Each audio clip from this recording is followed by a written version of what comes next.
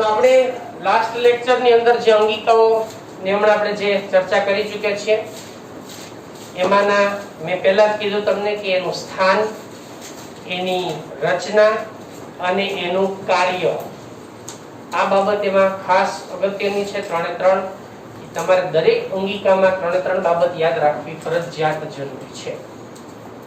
આપણે કોષ રસ સ્તરથી બધાની વાત કરીએ છીએ, પછી આપણે કોષ દિવાલની વાત કરીએ, એમાં એની રચના વિશેની વાત કરી, કઈ વનસ્પતિમાં કયા પ્રકારની ઘટકો જે છે કોષ દિવાલની બંધારણમાં આવેલા હોય એના વિશેની આપણે એમાં ચર્ચા કરી.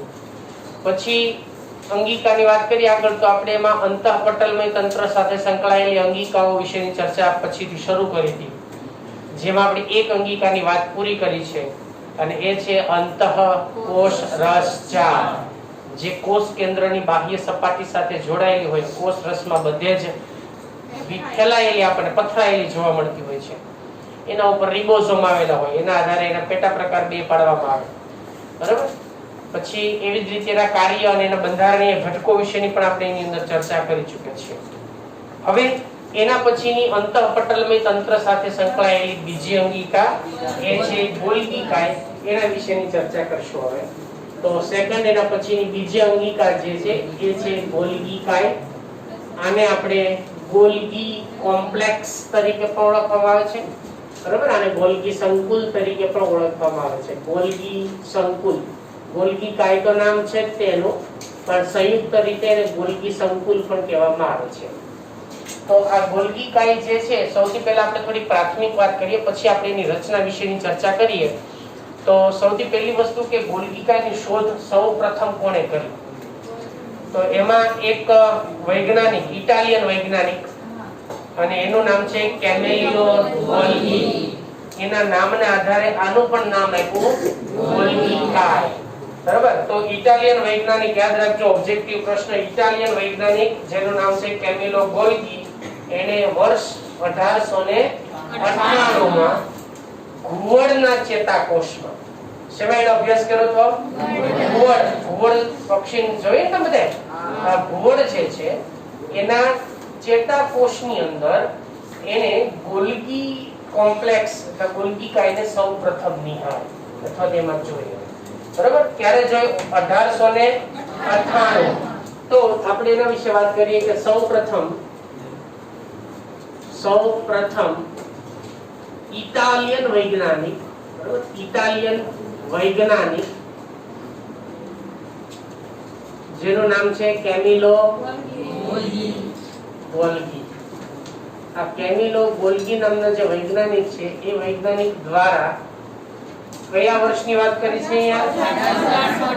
વર્ષ 1898 માં. મતલબ કે અહીંયા માઇક્રો ઇલેક્ટ્રોન માઇક્રોસ્કોપની શોધ થઈ નથી, માત્ર સાદા માઇક્રોસ્કોપની જ શોધ થયેલી હતી.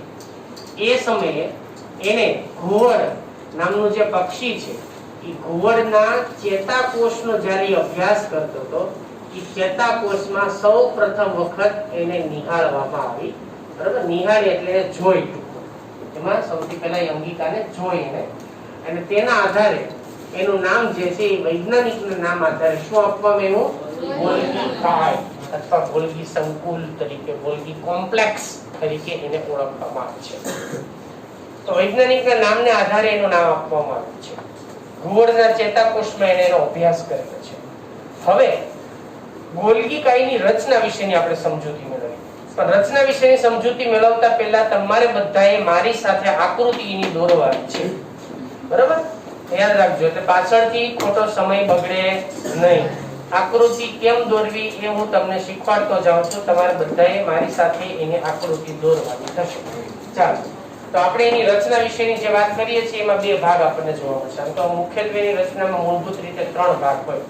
તમને ટેક્સ્ટ બુક ની અંદર એની આકૃતિ જે છે એ એક દર્શાવેલી છે, પણ આ આકૃતિને દોરવી એ થોડીક આપણા માટે મુશ્કેલી પડી લાગે, બરાબર. તો એને સરળતાથી દોરવા માટે આપણે એની અંદર થોડા ફેરફાર કરીને એના વિશેની આપણે ચર્ચા આગળ કરીશું. સમજો, મારી સાથે દોરતા જજો. હું એક જ સ્તર બનાવું છું, પણ આ કોથળી જેવી જ રચના હોય આખી, બરાબર. આપણે એની એક એક સ્તર જે છે એની વિશેની જ વાત કરવાની છે.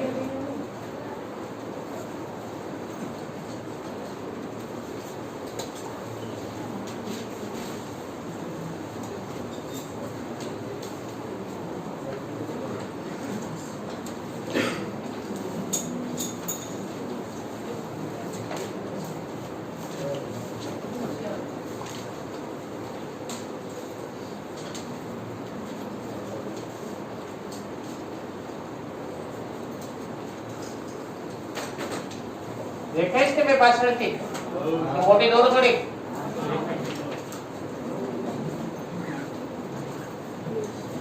સાઈઝ વધારે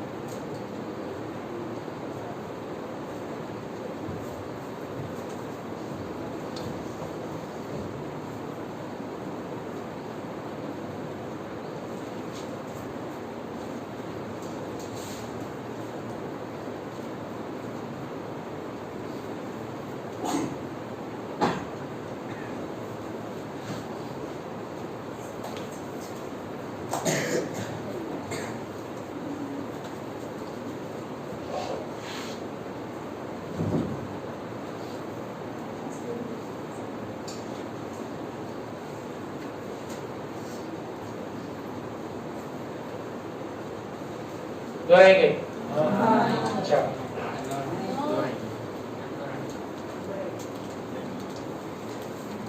આપણું પેઇન્ટિંગ નથી કરવાનું.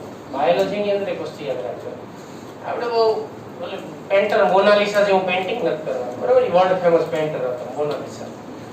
આપણે સાયન્ટિફિક ડાયાગ્રામ દોરવાની છે. સાયન્ટિફિક ડાયાગ્રામ નો અર્થ એ થાય કે આપણે ધારો કે મોર દોરવાનું કીધું હોય તો મોર લાગવો જોઈએ, ગધેડો ન દેખાવો જોઈએ, બરાબર? ગધેડો દોરવાનું કીધું હોય તો એવો જ લાગવો જોઈએ, એને સાયન્ટિફિક ડાયાગ્રામ કહેવાય,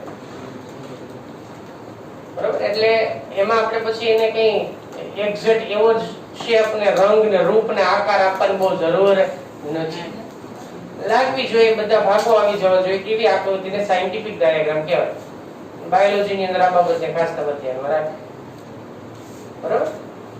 ઓકે, હવે આપણે જે વાત કરી ભાઈ કે ઇટાલિયન વૈજ્ઞાનિક કેમિલો ગોલ્ગી દ્વારા ભૂગોળના ચેતાકોષમાં સૌપ્રથમ આનો અભ્યાસ જે છે કરવામાં આવ્યો, નિહાળવામાં આવ્યો, એના વિશેનું અવલોકન કરવામાં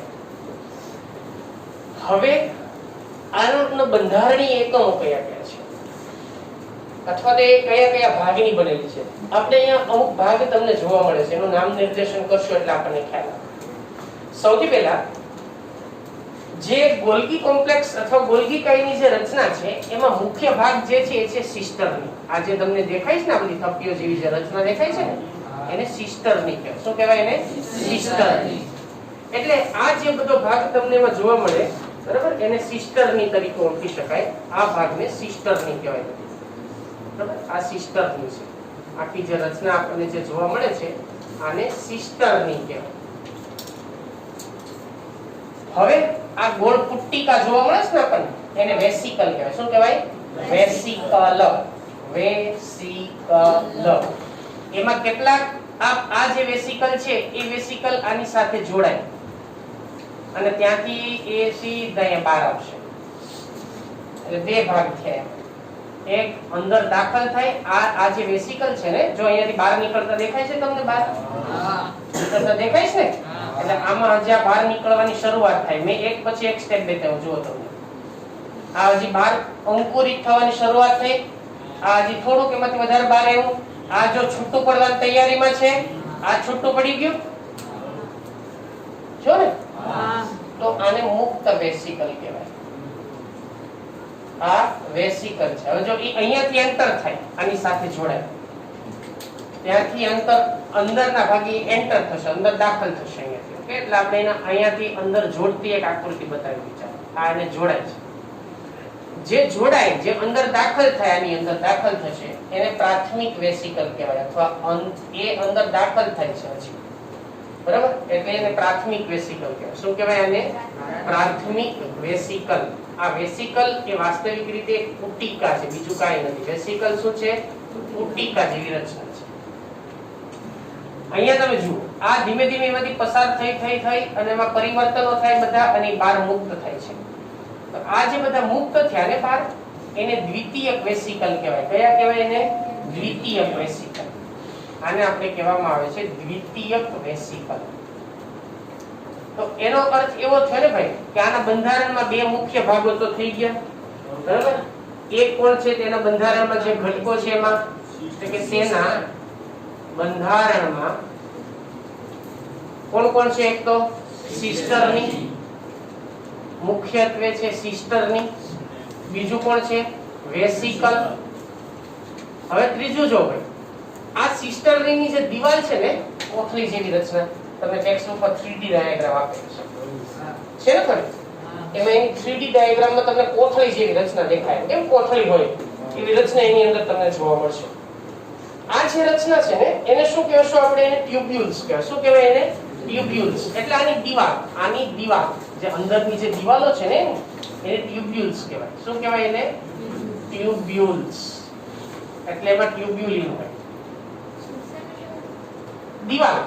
આની જે તમને જે આકૃતિ દેખાય, જો મેં ખાલી ઉપરનું સ્તર બતાવ્યું છે, બરાબર. વાસ્તવિક રીતે એ આખી કેવા જેવી કોથળી જેવી રચના હોય. તમે જસ્ટ ઇમેજિન, હું તમને એક સિમ્પલ વસ્તુ સમજાવું, તમે યાદ રાખો.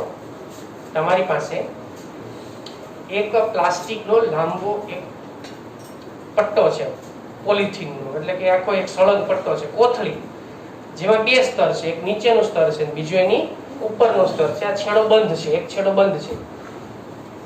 જેમ પ્લાસ્ટિકના જબલું કેમ હોય ભાઈ, એ જબલા જેવી એક રચના છે, પણ લાંબી પટ્ટી છે. વિચારો ને તમે, બરાબર. આ ટ્યુબલાઇટ નાખેલી આપણે કોથળી વિચારો તમે, જેમાં ટ્યુબલાઇટ નાખેલી હોય એવી કોથળી વિચારો. સમજાય છે વસ્તુ? હવે એ કોથળીની અંદર તમે અંદર પાણી ભરી દો, થોડુંક પાણી ભરી દે એટલે થોડીક ફૂલી ગઈ. હવે એ કોથળીને તમે આમ ઉપર નીચે ઊંધી ચડતી વાળો, બરાબર, તો જે રચના દેખાય ને, એ આવી રચના હોય. હવે કઈ ખ્યાલ આવ્યો તમને? તમે જે કોથળી છે, એ કોથળી આખી લાંબી કોથળી જે તમારી પાસે છે, પોલિથીનની જે પ્લાસ્ટિક બેગ છે, એને તમે એક વખત આમ વાળો, પછી અહીંયાથી ઊંચી કરી, પાછી ઊંધી વાળો, પાછી આ રીતે વાળો, પાછી આમ વાળો, પાછી આમ વાળો. સમજાય છે ને? તો હવે તમારી પાસે જે રચના બની ને, એને તમે જુઓ, આ રીતે આખી આમ ઝિગઝેગ ફોર્મમાં રચના થઈ ગઈ. એ આ છે.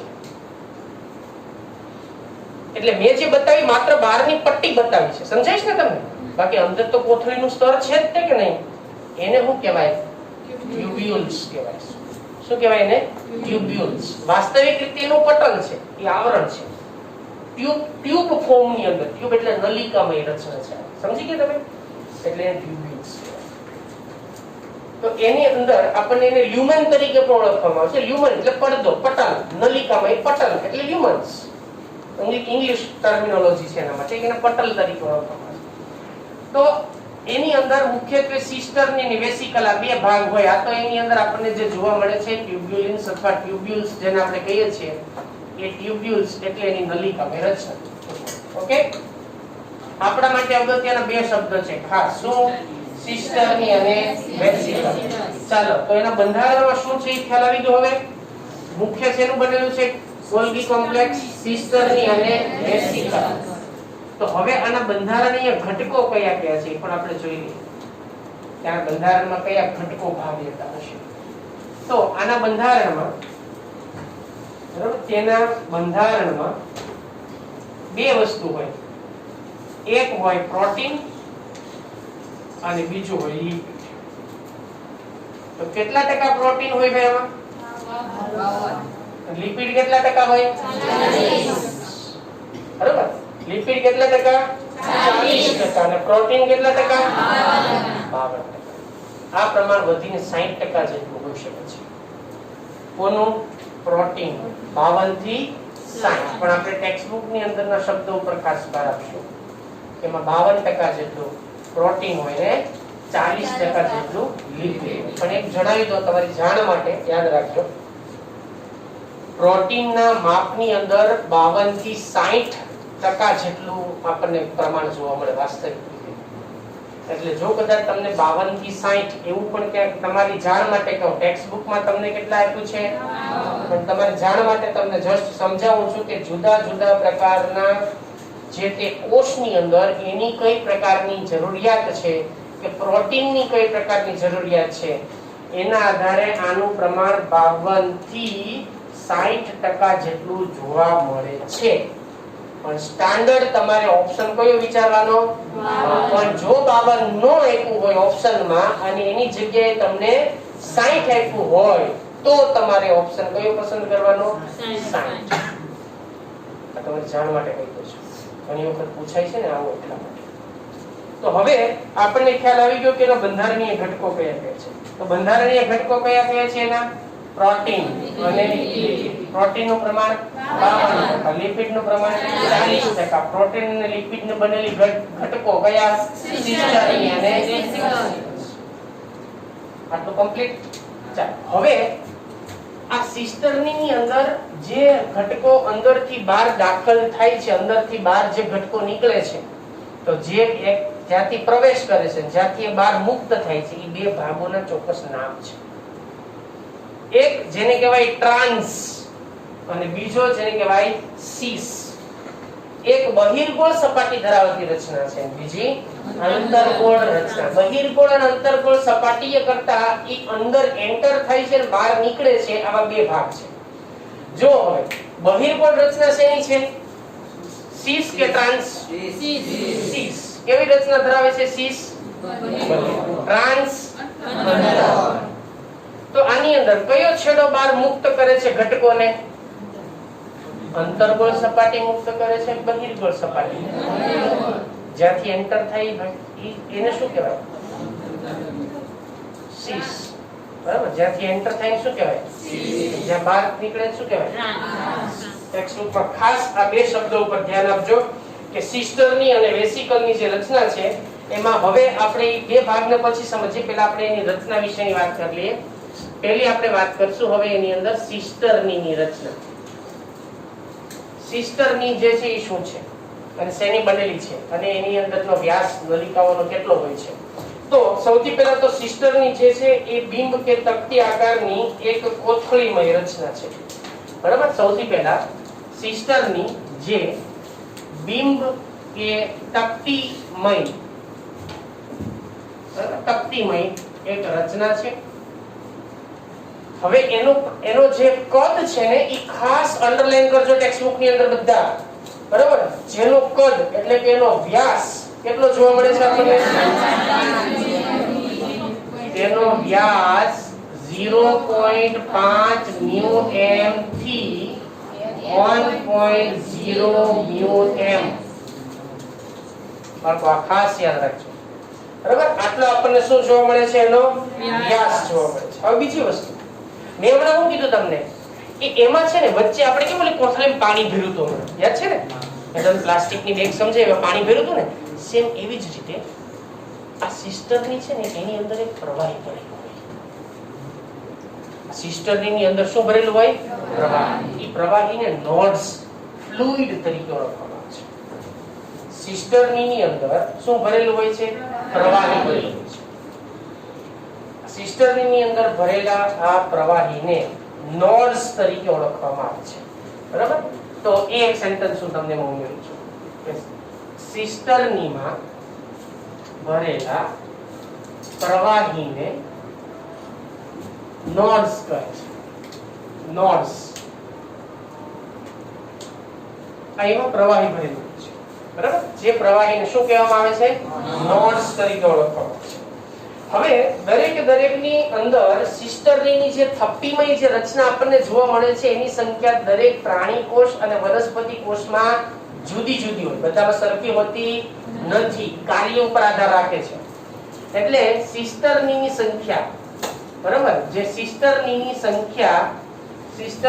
સંખ્યામાં આપણને કોષ પ્રમાણે, સજીવ પ્રમાણે વિવિધતા જોવા મળે છે. બરાબર? વિવિધતા જોવા મળે છે. જેમ કે આંકડાકીય માહિતી આપી છે, યાદ રાખજો. વનસ્પતિ કોષમાં, બરાબર, વનસ્પતિ કોષમાં અને બીજી આંકડાકીય માહિતી તમને આપી છે એની અંદર પ્રાણી કોષમાં સિસ્ટરની સંખ્યા કેટલી છે એ તમને આંકડાકીય માહિતી છે. અંડરલાઈન કરજો. ઓબ્જેક્ટિવ પ્રશ્ન. વનસ્પતિ કોષમાં એની સંખ્યા 10 થી 20 જેટલી આપણને જોવા મળે છે. પ્રાણી કોષમાં એની સંખ્યા 3 થી 7 જેટલી હોય છે. તો 3 થી 7 આપેલું છે તમને? નહીં. વનસ્પતિ કોષમાં 10 થી 20 જેટલી. કાંઈ વાંધો નહીં, આપણે આ બધો નીચના ટોપિક છે.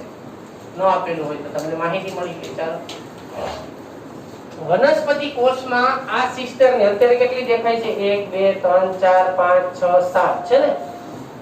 કેટલી છે? 7. તો મતલબ કે આ કોની વાત કરીએ આપણે? પ્રાણી કોષની. હું 10 જેટલી કરી દઉં તો કોની વાત થશે? તો સમજાઈ ગયું? પ્રાણી કોષમાં એની સંખ્યા, સિસ્ટરની સંખ્યા, આ એક સિસ્ટરની, બીજી, ત્રીજી, ચોથી, પાંચમી, છઠ્ઠી, સાતમી સિસ્ટરની.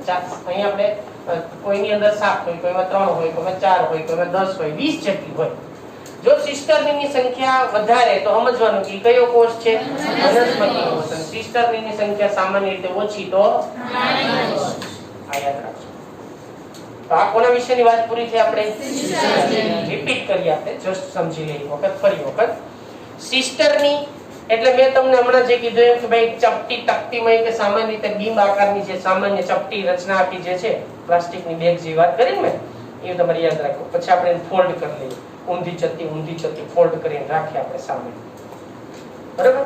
એવી રચના આપણને જોવા મળે છે. એનો વ્યાસ કેટલો હોય?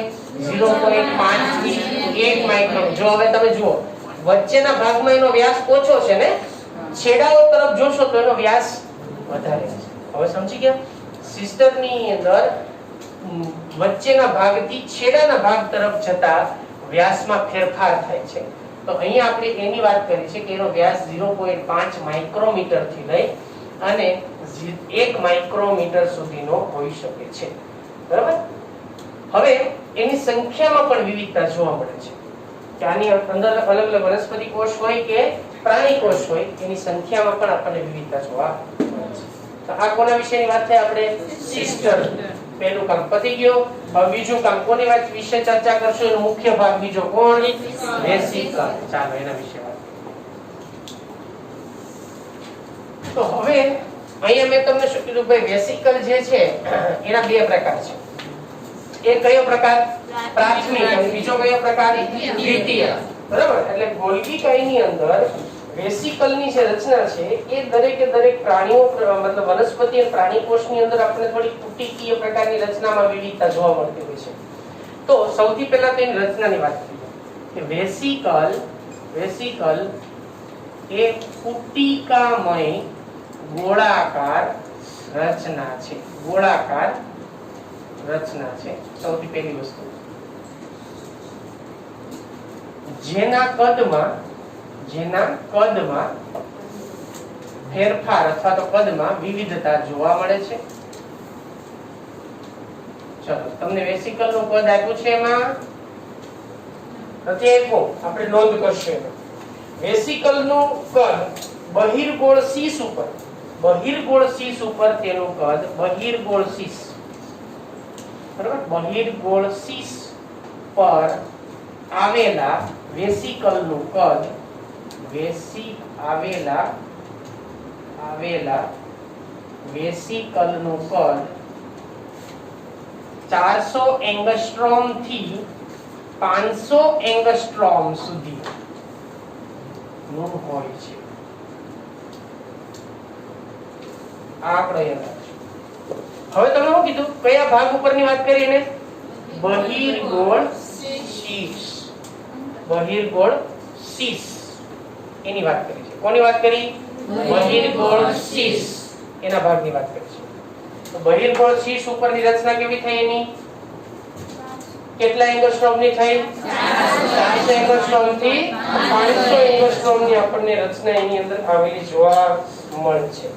તો એક બાબત જે છે એની અંદરની એ નિર્માણકારી સપાટી, એને બહિર્ગોળ શીશ કહેવાય, અને પરિપક્વ સપાટી, બરાબર, બે ભાગ થયા એ જો, એક આ ભાગ છે અને બીજો આ ભાગ છે. આને નિર્માણકારી સપાટી કહેવાય, એનું નામ છે બહિર્ગોળ શીશ. જો આ થોડા યાદ રાખજો ભાઈ. આ જે સપાટી છે ને, આ ભાગ છે એને શું કહેવાય? બહિર્ગોળ શીશ. અને આ જે ભાગ છે એને શું કહેવાય? અંતર્ગોળ ટ્રાન્સ. બે ભાગ થયા, એક શીશ અને બીજો ટ્રાન્સ. શીશ જે છે એને નિર્માણકારી ભાગ કહેવાય. સમજો શા માટે હું તમને સમજાવું છું. આ ભાગને નિર્માણકારી ભાગ કહેવાય. નિર્માણકારી ભાગ છે. ત્યાંથી ધીમે ધીમે પસાર થઈને અહીંયા પરિપક્વ બનીને મુક્ત થાય ને, એટલે આને પરિપક્વન ભાગ કહેવાય. પરિપક્વન ભાગ. તો બે ભાગ થયા. એક શીશ જે કેવો ભાગ છે? નિર્માણકારી. બીજો છે કયો? ટ્રાન્સ. ઈ કયો ભાગ છે? પરિપક્વન ભાગ. તો શીશ એમાં પુટિકા સ્વરૂપે આવેલી પ્રાથમિક વેસિકલ સિસ્ટર્નીમાં દાખલ થાય. ધ્યાનથી સમજજો ભાઈ, અહીંયા ધ્યાન આપજો, ખાસ સમજજો આ વસ્તુને. બહિર્ગોળ શીશની સપાટી પર આવેલ પ્રાથમિક વેસિકલ જે પુટિકા સ્વરૂપે આવેલું છે, જે સિસ્ટર્નીની જે લ્યુમન્સ છે, પટલ છે, એની સાથે જોડાય, એમાં અંદર દાખલ થાય. અંદર દાખલ થાય એમાં પરિવર્તનો થાય, ઘણા બધા પરિવર્તનો થાય, ફેરફારો થાય, અને આ પરિવર્તનો અને ફેરફારો થઈ અને નિર્માણકારી ભાગ સાથે, શીશના ભાગ સાથે જોડાયેલી પુટિકા જે એના પટલોમાંથી અથવા તો એની જે સિસ્ટર્નીમાંથી પસાર થઈ અને અંતર્ગોળ ટ્રાન્સ ના પરિપક્વન ભાગ પરથી એ બહાર મુક્ત થાય છે. સમજાય? ક્યાંથી આવી હતી? ઈઆર માંથી આવી હતી, એન્ડોપ્લાઝમિક રેટિક્યુલમ માંથી આવી. ક્યાંથી આવી? એન્ડોપ્લાઝમિક રેટિક્યુલમ માંથી આવી. ક્યાંથી આવી? કઈ પુટિકા હતી? પ્રાથમિક પુટિકા. કોની સાથે જોડાણી? બહિર્ગોળ શીશ. એને કયો ભાગ કહેવાય? એમાં અંદર સિસ્ટર્નીમાં કોણ દાખલ થાય? પ્રાથમિક વેસિકલ દાખલ થાય. વેસિકલ પ્રાથમિક દાખલ થાય છે વિવિધ પ્રકારની. જો આ બે ભાગ તમને ખાલી લાગે જુદા છે, પણ વાસ્તવિક રીતે તો આખી કોથળી એક જ છે ને. સમજાણો? આખી કોથળી એક જ છે. જો મેં કીધું આખો લાંબો પટ્ટો છે. તમે શું કર્યું છે? ખાલી એને ઊંધું ચત્તું ખાલી એને આપણે ગોઠવી છે અને તમારી સામે મેં મૂકી છે. સમજી ગયા? આ ઉપરનો છેડો એ નીચેના છેડાની સાથે તો જોડાયેલો જ છે. તો ઉપરનો ભાગ કયો થયો? નીચેનો ભાગ કયો થયો? વાસ્તવિક રીતે બંને એકબીજા સાથે તો પણ આ ભાગમાંથી દાખલ થાય એટલે ઓલા આપણે તમે બધા એમાં વોટર પાર્કમાં ગયા હોય તો અલગ અલગ રાઈડમાં બેઠા હોય આપણે, બરાબર ને ભાઈ? વોટર પાર્કમાં ગયા હોય રાઈડમાં બેઠા હોય, ઘણી વખત અમુક ક્યાંક નદી એમાં નાવા ગયા હોય, ક્યાંક કુદરતી રાઈડ હોય તેમાંય બેઠા હોય આપણે, લસરપટ્ટી ખાઈને આવીએ પાણીમાં ડૂબકા મારતા, બરાબર ને? અહીંયા એવી જ રચના છે. આપણે જેવા એની અંદર ધારો કે સિમ્પલ વસ્તુ સમજો તમે કે આપણે એમાં સૌથી પહેલા જે દાખલ થયા રાઇટ્સ ની અંદર આપણે જ્યાંથી બેઠા એ ભાગને શું કહેવાય? બહિર્ગોળ શીર્ષ. બરાબર? ત્યારે આપણે એમ ને એમ જે તે રીતે કોરા પાણી હજી આપણને કે હેડું નતું, આપણે કોરા હતા, પાણીવાળા નતા. હવે તો વિચારો કે આપણે અંદર રાઇટ્સમાં બેઠા, રાઇટ્સમાં બેઠીને ત્યાંથી ધીમે ધીમે એમાંથી જેવો ઢાળ, બરોબર ને, એ પ્રમાણે આપણે સીધે સીધા ક્યાં આવી ગયા? કઈ જગ્યાએ એવા? અંતર્ગોળ ટ્રાન્સ. અંતર્ગોળ ટ્રાન્સમાં આપણે આવ્યા તો આપણામાં કઈ ફેરફારો થયા જ હોય ભાઈ. કોઈને પહેલી વાર બેઠા ધબકારા વધી ગયા હોય, કોઈને બીક લાગી હોય, ઘણા ચીસા ચીસી કરતા હોય, એ બીક ભગાડવા માટે કરતા હોય હો, વાસ્તવિક રીતે એવું થાય. અમુકને મુશ્કેલી પડી હોય તો આહુડાએ પડી જાય ઘણી વખત, બરાબર ને? હા, અને ઘણા ધોળા દિવસે તારા દેખાય છે, બહુ મુશ્કેલી પડી હોય તો એવું થાય. તો આની અંદર પણ એ જ વસ્તુ છે ભાઈ. જેવો ઉપરની રાઇટ્સ માંથી બેઠો, કોણ બેઠો? કયા છેડાથી? એવો જે હતો એવો ને એના કરતા બહાર જ્યારે નીકળે ત્યારે એમાં ફેરફારો થઈને બહાર નીકળે. કોઈ ખુશ થઈને નીકળે, બરાબર, કોઈ રોતા નીકળે, ઘણી બધી અલગ અલગ પ્રકારના એમાંથી નીકળશે. નીકળે બહાર એટલે જેને શું કહેવાય? ખ્યાલ આવી ગયો હવે? તો આ રીતે એની અંદર જ્યારે એમાં પ્રથમ વખત ગોલ્ગી કાય, જે ગોલ્ગી સિસ્ટમની જે કોષ કેન્દ્રની સૌથી વધુ વિકસિત કે એની નજીક આવેલી હોય, એમાં બે ભાગ જોવા મળે છે. જેમાં હું આપણે એના વિશેની ચર્ચા કરીએ હવે કે ગોલ્ગી સિસ્ટમની, બરાબર, ગોલ્ગી સિસ્ટમની જે કોષ કેન્દ્રની નજીક વધારે વિસ્તરેલી જોવા મળે છે. આપણે એવું કહી શકાય વિસ્તરેલી હોય છે, બરાબર. જેમાં નિર્માણકારી ભાગ, સમજો, નિર્માણકારી ભાગ કયો થયો? નિર્માણકારી ભાગ કયો થયો? બહિર્ગોળ શીર્ષ. નિર્માણકારી ભાગ એટલે એ થયો આપણા માટે બહિર્ગોળ શીર્ષ, બરાબર. શીર્ષ આ નિર્માણકારી ભાગ છે. નિર્માણકારી ભાગ બહિર્ગોળ શીર્ષ માં અથવા તો પુટિકા દાખલ થાય, તેને કઈ પુટિકા કહેવાય? પ્રાથમિક પુટિકા કહે છે. કઈ પુટિકા? પ્રાથમિક પુટિકા કહે છે. આ પ્રાથમિક પુટિકા, બરાબર, જે તેમાંથી ફેરફારો થઈને અથવા તો તે ફેરફાર પામીને, તેમાં પરિવર્તન પામીને, બરાબર, ફેરફાર જે કોઈ પણ હોય ફેરફાર પામી અને પહેલા ક્યાંથી એન્ટર થઈ હતી? નિર્માણકારી ભાગ. હવે ક્યાં મુક્ત થશે? પરિપક્વન ભાગ, બરાબર. પરિપક્વન ભાગ. આનું નામ શું છે બાળકો? અંતર્ગોળ ટ્રાન્સ. આને ટ્રાન્સ કહેવાય. ટ્રાન્સ માંથી મુક્ત થાય છે.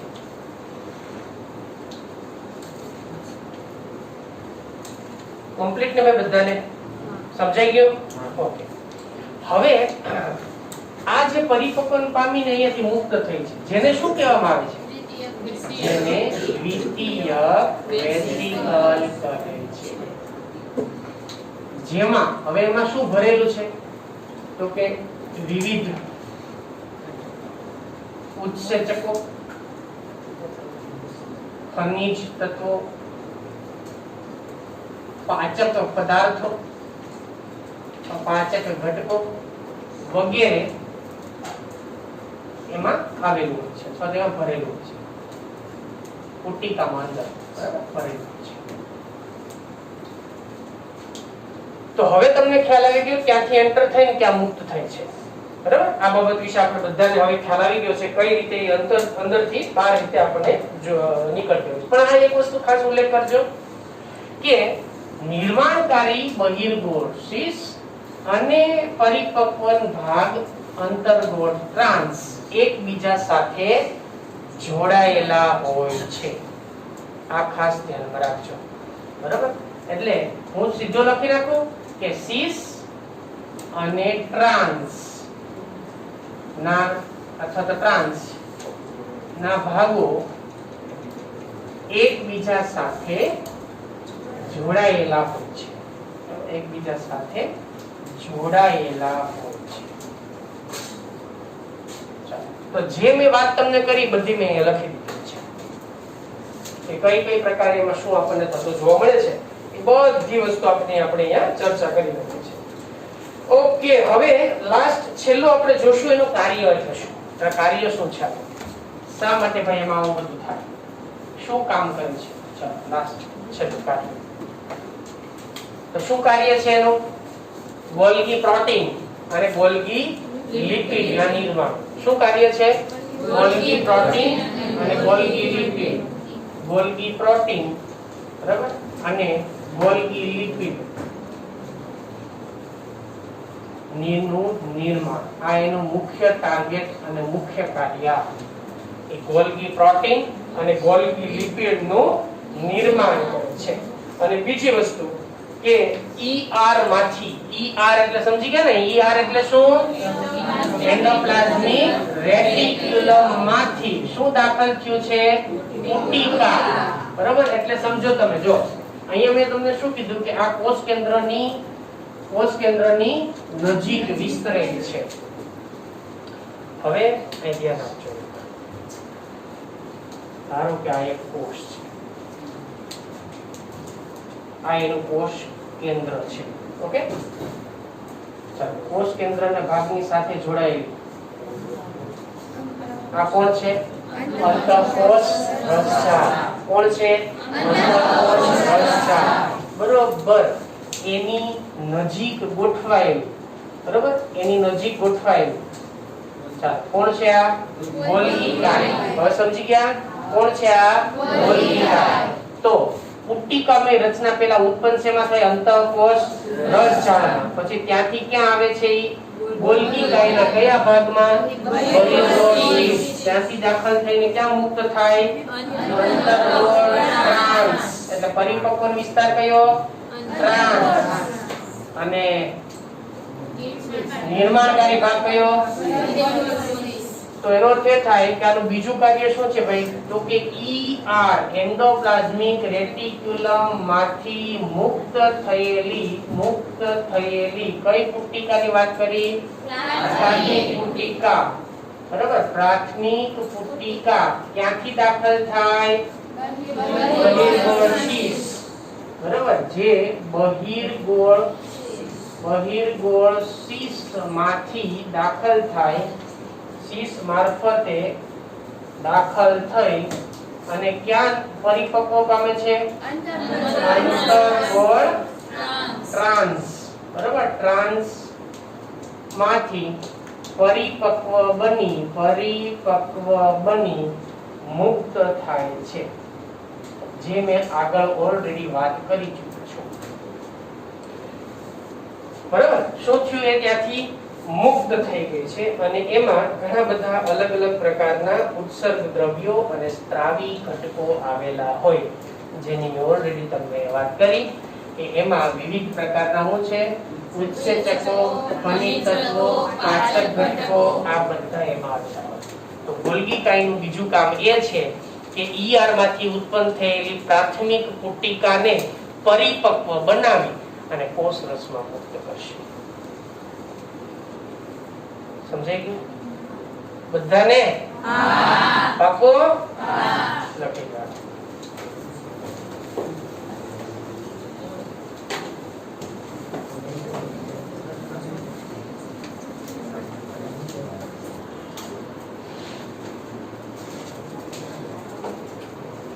ચાલો હવે અંતઃપટલમય તંત્રની ત્રીજી અંગિકા વિશે આપણે વાત કરવા જઈ રહ્યા છીએ હવે.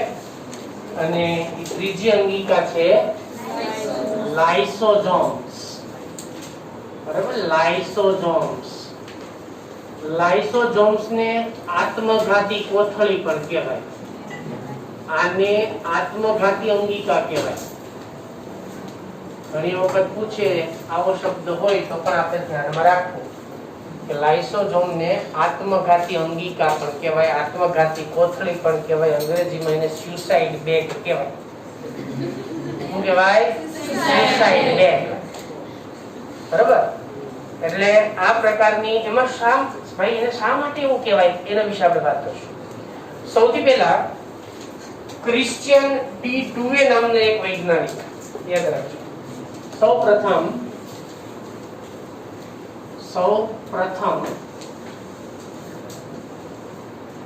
ક્રિશ્ચિયન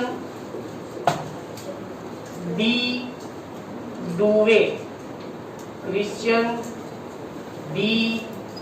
ડુવે નામના વૈજ્ઞાનિક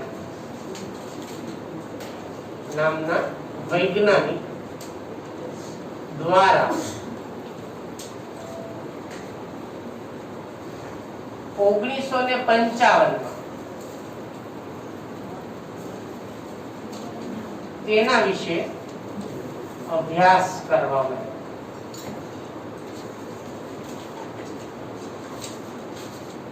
બરાબર. એને અભ્યાસમાં એવું દર્શાવ્યું કે લાઇસોઝોમ્સ ની આકૃતિ દોરવી હોય કઈ નહીં કરવાનું, બસ જો આ આકૃતિ દોરાઈ ગઈ લાઇસોઝોમ્સ, બરાબર. અંદર રસ ભરી દેવાનો પડે. આ બધો એનો પાચક રસ છે. કયો રસ છે એનો? પાચક રસ. આના કદ અને આકાર અને સંખ્યામાં પણ તો દરેક કોષોમાં વિવિધતા જોવા મળતી હોય છે. એટલે ગોળાકાર પુટ્ટિકામય રચના. હમણાં જેવું આપણે છેલ્લે બેઠું હતું ને, જે દ્વિતીયક શું કીધું હતું? વેસિકલ. દ્વિતીયક વેસિકલ ને આપણે થોડું ઘણું સજાવી ધજાવી દઈએ અને પેકેજિંગ કરી નાખીએ તો એમાંથી શું બની જાય? સમજાવે? તો આપણે એના માટેનું એક સેન્ટેન્સ એવું લખીએ, બરાબર. આની રચનાની આપણે વાત કરી કે તેની સંખ્યા અને કદમાં વિવિધતા જોવા મળે છે, બરાબર. બે શબ્દો સરખું બધા કોષોમાં હોતું નથી, નાના મોટા હોય. બીજું, તે ગોળાકાર પટલમય પુટ્ટિકાર અથવા પુટ્ટિકીય રચના છે, એમ કહી શકાય. પુટ્ટિકીય રચના છે, બરાબર. એ ગોળાકાર પટલમય પુટ્ટિકીય રચના છે જેનું નિર્માણ ગોલ્ગી કાયમાંથી ઉત્પન્ન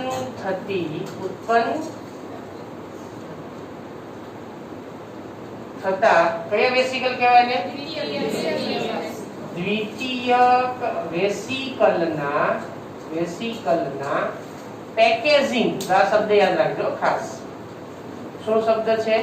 પેકેજિંગ દ્વારા થાય છે, બરાબર. તેને પાચક અંગિકા પણ કહે છે. એની પાચક અંગિકા પણ કહે છે. હવે શા માટે પાચક અંગિકા કહેવાય, શા માટે એને આત્મઘાતી કોથળી કહેવાય, એના વિશેની વાત કરીએ. રચના સમજાય કે બધાને? ક્યાંથી ઉત્પન્ન થયું ખ્યાલ આવી ગયો? વિવિધતા જોવા મળી ખ્યાલ આવી ગયો? કોણે શોધી એના વિશે ખ્યાલ આવી ગયો? તો સિમ્પલ વસ્તુ છે.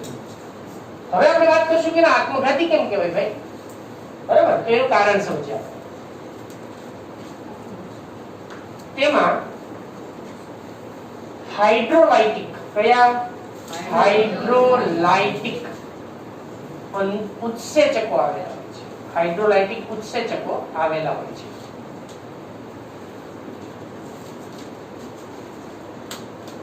હવે હાઇડ્રોલાઇટિક ઉત્સેચકો છે, બરાબર, તે નિયત એટલે કે ચોક્કસ pH જ્યારે એને મળે, બરાબર, જ્યારે એને ચોક્કસ pH મળે ત્યારે શું થશે? એની અંદરથી આપણને જ્યારે ચોક્કસ pH મળે ત્યારે એમાંથી એક્ટિવેટ થશે, સક્રિય થશે, બરાબર. એટલે ચોક્કસ pH મળે જ્યારે એને, ત્યારે એ શું થાય છે? pH મળે અથવા pH જ્યારે હોય, બરાબર, ત્યારે શું થાય છે? સક્રિય બને છે.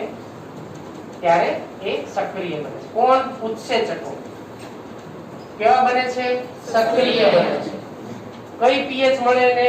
નિયત pH. એટલે જેવી જોતી હોય એવી pH જ્યારે એને મળે ત્યારે બધા કેવા બને છે? સક્રિય બને છે. સક્રિય બનીને શું કરે છે? તો પાચન કરે છે. તો કયા કયા ઘટકોનું પાચન કરે છે? તો કે એમાં જે ઘટકોના પાચન માટેના ઉત્સેચકો હોય એવા ઘટકોનું પાચન કરે છે.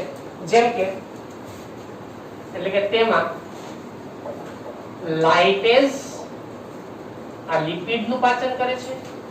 લાઇપેઝ કોનું પાચન કરે? લિપિડનું. પછી હું તમને સમજાવું છું. બીજું છે પ્રોટીએઝ અથવા પ્રોટીએઝિસ, એમ પણ લખી શકો છો તમે. એ પ્રોટીનનું પાચન કરે છે, બરાબર. બીજું એના પછીનું છે કાર્બોહાઈડ્રેટેઝિસ અથવા કાર્બોહાઈડ્રેટેઝ, જે કાર્બોદિતનું પાચન કરે છે. અને એની અંદરનું છે ચોથું કયું? ન્યુક્લિયસ.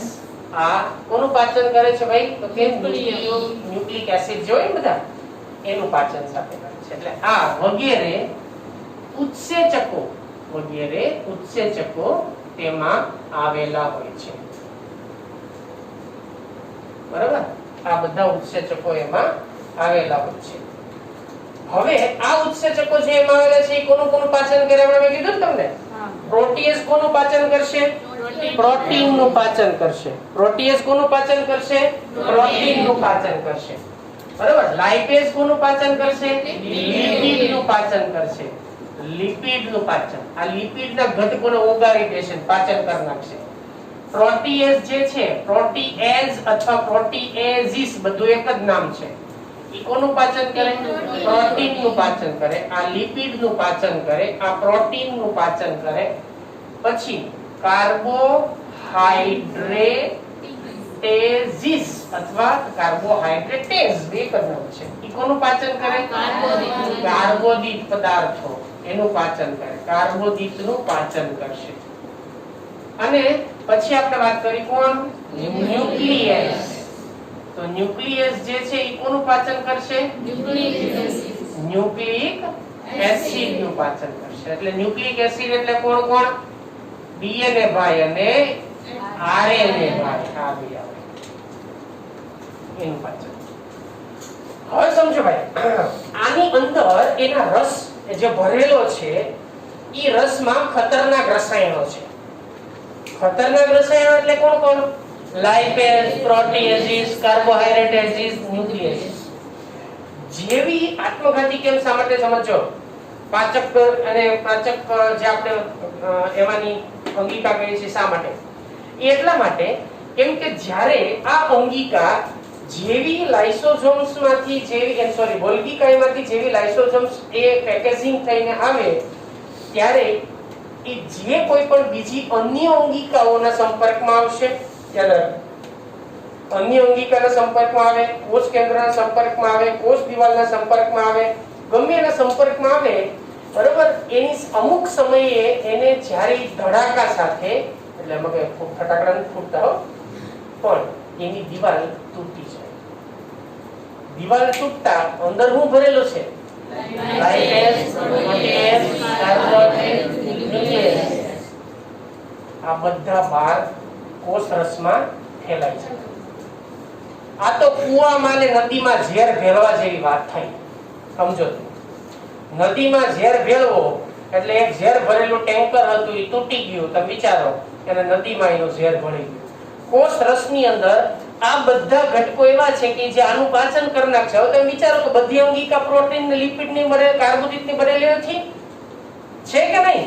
તો બધી અંગિકાનું પાચન થવા માંડશે કે નહીં?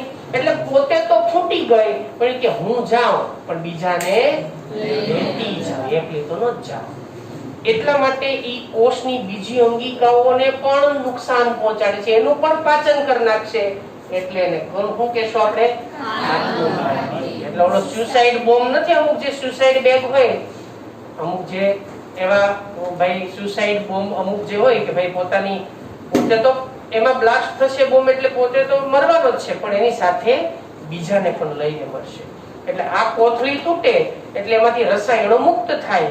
આ રસાયણો જેવી બીજી અંગિકાના સંપર્કમાં આવે, એ અંગિકા પ્રોટીનની હોય તો એનું પાચન થઈ જાય, લિપિડનું હોય તો એનું પાચન થઈ જાય, અંગિકા ફેલ થઈ જાય.